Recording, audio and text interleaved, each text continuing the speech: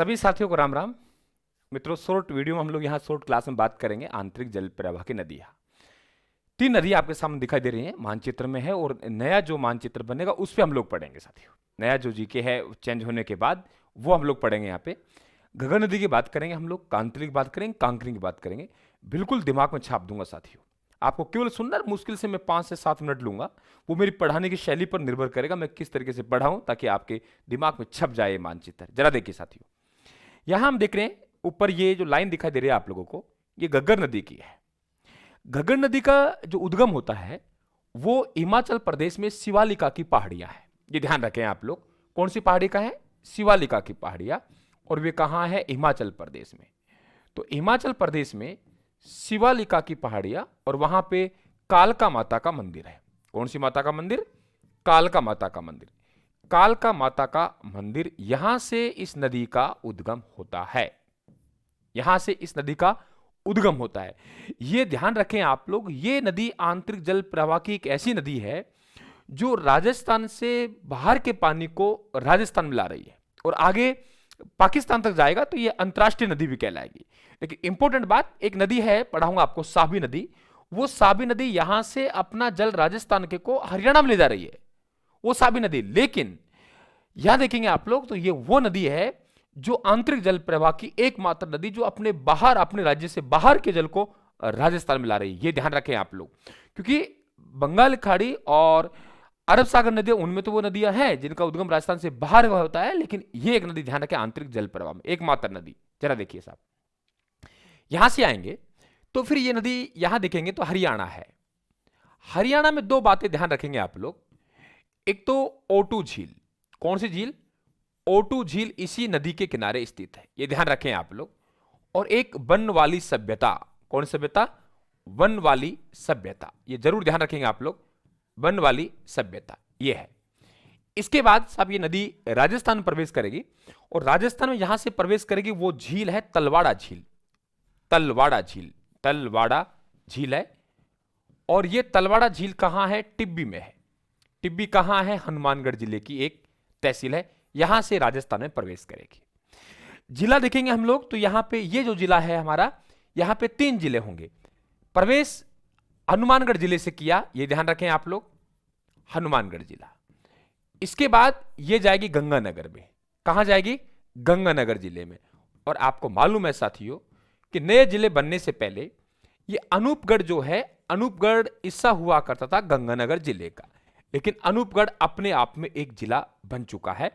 तो 3 जिलों में राजस्थान में इस नदी का वैभव क्षेत्र होगा, क्रम हनुमानगढ़, फिर गंगानगर और फिर अनूपगढ़। देखिए साधारणतः हम लोग बात करें इस नदी में, साधारणतः जो पानी आएगा वो पानी यहां तक आता है, यहां तक आता है पानी इसमें, और यहां आके लगभग लुप्त हो जाती है। लेकिन अत्यधिक बाढ़ आएगी, ये ध्यान रखना आप लोग। अत्यधिक बाढ़ आने पर, अत्यधिक बाढ़ आने पर, यानी बाढ़ आने पर ये कहेंगे हम लोग, अत्यधिक बाढ़ आने पर, बाढ़ आने पर इसका जो पानी है वो पानी पाकिस्तान में चले जाता है। और पाकिस्तान में एक जगह है फोर्ट अब्बास, तो यहां इस नदी को हकरा कहा जाता है। पाकिस्तान में क्या कहा जाता है? हकरा कहा जाता है।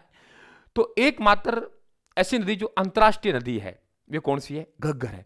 साथियों, आंतरिक जल प्रवाह का मतलब होता है कि वे नदी ना तो अपना अरब सागर में जल ले जाती है, ना बंगाल की खाड़ी में जाती है, बल्कि चलती चलती रास्ते में लुप्त हो जाती है।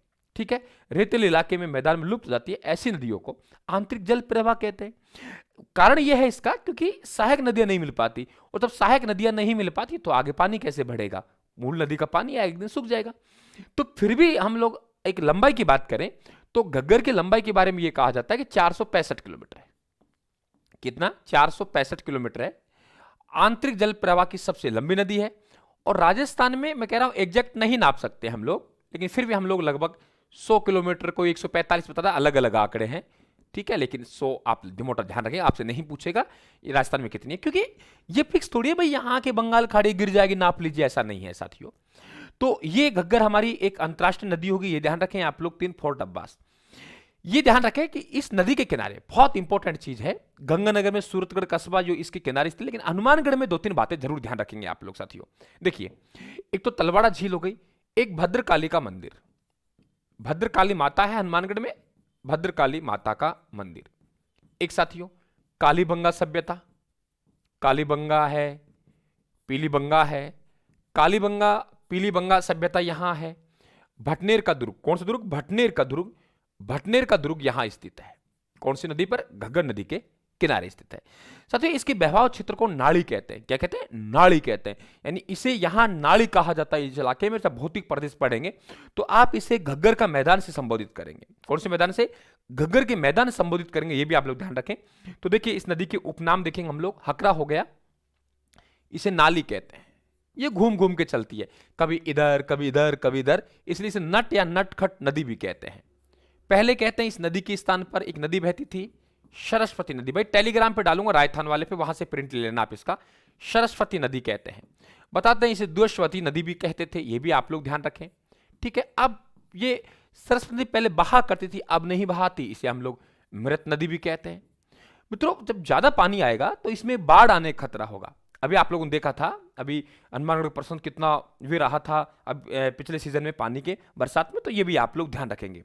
तो ये अच्छे क्वेश्चंस यहां बनते हैं घग्गर नदी से।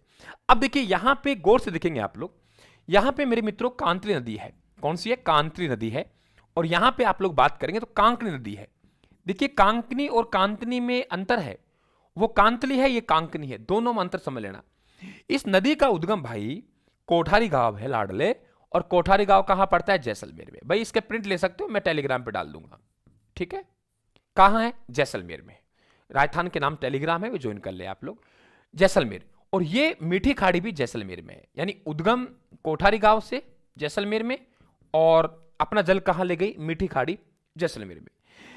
साथियों रास्ते में ये भुज झील का निर्माण करती है, ध्यान रखें आप लोग, भुज झील का निर्माण करती है। और इसका उपनाम है जो मसूरदी है। इसका उपनाम क्या है? मसूरदी नदी है। समझ गए आप लोग? उपनाम क्या है? मसूरदी नदी।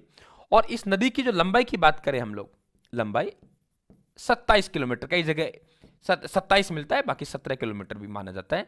आंतरिक जल प्रवाह की सबसे छोटी नदी, हम कहेंगे आंतरिक जल प्रवाह की, आंतरिक जल प्रवाह की, आंतरिक जल प्रवाह की सबसे छोटी नदी, सबसे छोटी नदी, आंतरिक जल प्रवाह की सबसे छोटी नदी, आंतरिक जल प्रवाह की सबसे छोटी नदी। ध्यान रखेंगे आप लोग, बहुत इंपॉर्टेंट क्वेश्चन बनेगा। तो कोठारी गांव जैसलमेर से उद्गम, रास्ते में भुज झील का निर्माण, और उपनाम मसूरदी है, सबसे छोटी नदी है, और हमने बात करी मीठी खाड़ी में हो जाएगा। कांतली नदी साथियों, कांतली नदी का खंडेला की पहाड़ियां पड़ती हैं सीकर में, यहां से इस नदी का उद्गम होता है। और मुंड्रेला गांव पड़ता है झुंझुनू में, यहां ये नदी समाप्त हो जाती है। वही बात, आंतरिक जल प्रवाह की नदियों की लंबाई मापना संभव नहीं है, लेकिन बताते हैं 100 किलोमीटर इसकी लंबाई है। ठीक है, ये ध्यान रखें आप लोग। दूसरी बात, पहले ये नदी सीकर से झुंझुनू जाती थी, लेकिन अब बीच में आप लोगों को नीम का थाना जोड़ना पड़ेगा। नीम का थाना, ये नीम का थाना अब ये 3 जिलों में हो गई। और ये ध्यान रखें आप लोग, इसके बहवाव क्षेत्र को हम लोग तोरावाटी कहते हैं। इसके बहवाव क्षेत्र क्या कहते हैं? तोरावाटी कहते हैं। बहवाव क्षेत्र मित्रों क्या कहलाता है? तोरावाटी कहलाता है। इस नदी के किनारे आप देखेंगे कि एक तो गणेश्वर सभ्यता थी जो पहले सीकर में थी। कौन सभ्यता भाई? गणेश्वर सभ्यता कहां थी? सीकर में थी। और दूसरे सुनारी सभ्यता झुंझुनू में थी। कौन सभ्यता? सुनारी सभ्यता कहां थी? झुंझुनू में थी।